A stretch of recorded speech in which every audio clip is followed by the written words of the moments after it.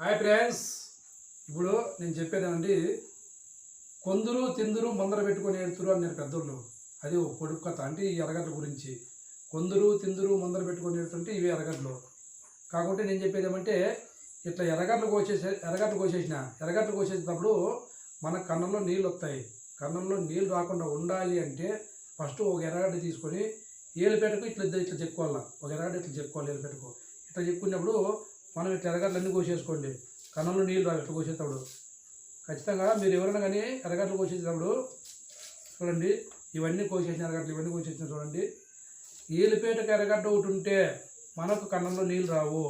ఇది ప్రతి ఒక్కరు గుర్తుపెట్టుకోవాలని మరీ కోరుతున్నాను. ఎవరైనా కానీ తెలియక కొంతమంది కన్నంలో నీళ్ళు వస్తుందా ఎర్రగడ్డ పోయేమో అంటుంటారు, బాధపడుతుంటారు.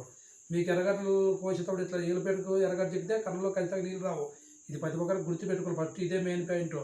దీన్ని ఒక ఎర్రగడ్డని ఇక్కడ బలిల్లా ఎలిపెట్టుకో, బలిచ్చి ఇవన్నీ కోసేసుకోండి. ఎర్రగడ్డలు మీ కన్నులో నీళ్ళు రావు. బాగా చూసుకోండి. బాయ్ ఫ్రెండ్స్, నచ్చితే లైక్ కొట్టండి, సబ్స్క్రైబ్ చేసుకోండి. ఇట్లా మీకే SP star Nagakrishna. Bye friends, bye.